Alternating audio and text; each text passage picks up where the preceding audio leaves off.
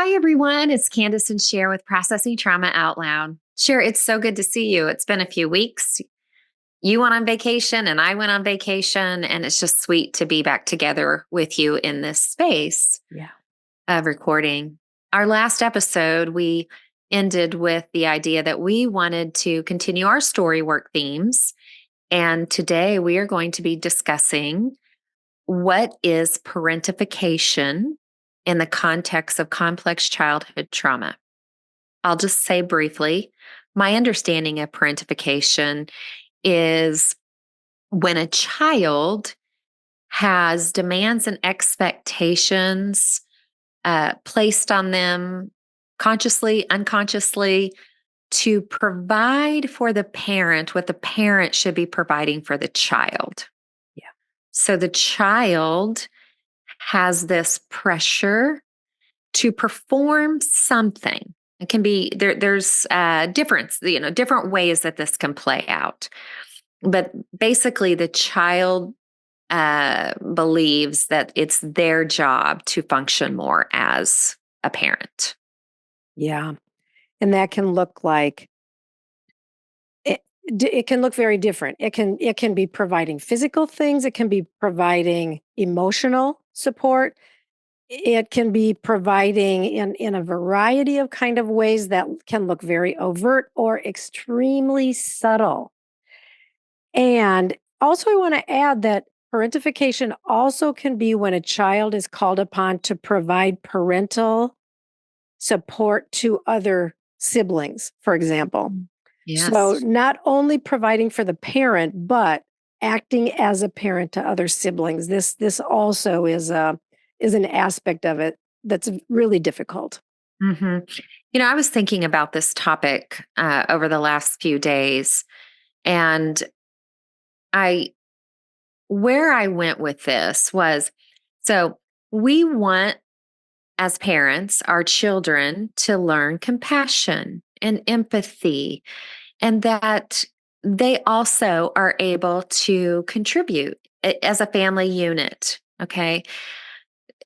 And so we have to be able to kind of weed through, when is that good and healthy and helpful for a child, and when has it just been too much, too soon, and too fast? Mhm. What do you think about that? I think that's so true because, yes, there is a part of teaching and training our children and helping them grow and develop and become able to step into their abilities and to contribute. And that there's so much goodness that comes from that. It's like that is a part of what helps us have a sense of value and meaning and connectedness. So there's goodness in that. But where it crosses a line into being unhealthy is when when the parent shows up to the child from a perspective of, I'm needy and I need you to provide something for me, or I'm not going to provide for your siblings. You go do that. And this is not always said overtly, obviously. Most of the time it is not said overtly. It is something that we pick up on and that we learn. And I think it would be good to just give some examples of what might that actually look like. Mhm. We work with, lots of other women and no other women. This actually isn't uncommon in the realm of those who have experienced childhood trauma. Yeah. So we know that this theme is very connected to what we've experienced to some degree and people that we have worked with. So there's lots of examples, but I will give you I'll give you a personal example. Um, so I Most of our listeners know some of my story, but when I was 17, I moved away to place my son for adoption. And I lived in a home for unwed mothers, and I wrote a lot of letters during that time. I had no idea back then what parentification was, what role I began playing in the family as a 17-year-old.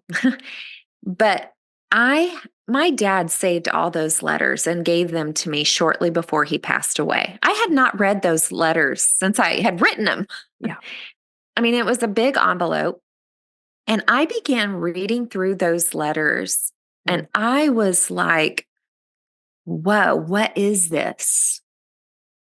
What is this in me that I'm writing my parents as a pregnant 17-year-old and telling them, giving them advice, talking to them about my other siblings of what they needed, mm. even giving them financial advice." Yeah. I was just shocked. Yeah. I want to say there's parentification in that role. Yeah, for sure. Totally. And my curiosity is such that I want to say, okay, that was 17, but tell me about when you were 12 and tell me about when you were 8 and tell me about when you were Mhm. 6 because how did what brought you to be that girl at age 17? Mhm. I know that now, but when I first sat down to read those letters, that's all the information I had I know. until I went back and really looked through my stories Yeah. to see the little girl who was trying to wake up her older brother, 4 years older, and even in tears at time to make sure he got to school on time. Yeah. Yeah. Yeah. Carrying the load and I'm thinking about the girl who said, "We need help," Mm, said to a parent, "We need yeah. help. Can you please get us help?" Right? And I think hundreds of other things Mm, along the way, yeah. aspects of your story that I know too. Yeah. Yeah, and now you know lots of stories where you easily see that playing out. And I also know, a lot of your stories where you also held that role. Yeah. And is anything coming to your mind that feels clear to you that you could share? I'm thinking a lot about, and I wouldn't have been able to talk about this, as much even a year ago, but recognizing the ways that my parents leaned into me for emotional support. Mm. That I really felt that I was the one. Now, whether this was true or not, but this was my perception that I was the one that made sure that everybody in the house was safe. That when my dad came home, I was the one that tried to diffuse his anger so that it wouldn't be spewed all over, everybody else. Share. Um, yeah, It's true. yeah, And I love the way you're still trying to take care of everybody in the story by not being sure. yeah, But it is true because it's how you have shown up throughout your life in yeah, systems. right. Yeah, Yeah. yeah. I hope that's okay. That Yeah, I I no, I just wanted to to say in that moment where you said, "I don't know if this is true or not." I still saw that little girl trying to take care of the people in the story. well, and I will say, I have family members who are living and who may be listening. I don't know. And I want to acknowledge that my perception of how I saw my role in my family may be different from their perception of what Okay. my role was. I think that was the thought that crossed my mind Which is that different. yeah, but I own the fact that this is my perception. Like that I believe that I was called upon to be the parent of both of my parents in some ways, not every way, for sure. My dad was a hard worker. He provided our financial, well-being and stability. And my mom cooked the meals and all of that. But there were a lot of areas where I felt that my presence kept the family safe. Yes. I'm getting I'm feeling some anger. right now. And is it okay if we don't have to stay here, but we just Yeah. did some episodes when you've had child sexual abuse. Hmm. Okay. And like the data is so clear that you had roles that you were fulfilling for the adults in your life Yeah. that were uh, not only abusive, but what's the word that you used in that episode? Assaulting. You were assaulted. Yeah. Yeah. Yeah. Like routinely, Yeah. not once, not twice, but Mhm. many, many, many, many times. A very crystal clear role of parentification there. Yeah. Yeah. Yeah. Okay, I can breathe now. I just had this I'm not sure thought. I can. I'm not sure I can though. Okay, do we need to No, I'm okay. good. I know, you and I have talked about this. This isn't a new place for me to go or recognize. This has been so much of my hard work is noticing and knowing the truth of Yeah. this. And I will say, and there is grief there for my little girl, for my young parts that had to endure such cruelty, I will say, so much abuse, so much harm. And so I'm glad for the work, and I'm glad for the work that also enables me to grieve that now. And grief has been hard for me to get to, and I think I'm gonna use that as the segue into this, because I think like one of the things about parentification, that it takes away a child's ability to have needs. The Mhm, child cannot ask for what they need. mhm, Um, and so even, all these years later and doing all this work, and like I needed to be able to feel the grief. And it has taken me so long to get to this place where I now can grieve. And like I have people around me that welcome me in this space and say, yes, you cry your eyes out, because it's worthy to cry your eyes out over this um, reality of what you experienced. But a child who is parentified, we are robbed of of having the right mm, to have needs and to be able to voice those needs and to come to our parents, not in every way. Like I said, of course, I came to my mom and said I'm hungry, and she would get food, right? But what are the zillions of ways that I needed to say, I need rescue. I need attunement. I need your eyes to see me. And I just, there was no way that I could ask for that to be met. mhm. Yeah. Um, we had story group on Wednesday. Can we go there for a second? Yeah, we can. And so when it was your time to share, you were kind of talking about how this last week has been for you. And in a nutshell, you were showing up feeling that deep need Yeah. for, for connection. Yeah. And, we all witnessed you kind of struggle a bit to name, like, oh, I'm feeling lonely and I'm feeling needy and it doesn't feel good. Yeah. Can I just ask what it was like for you to be met?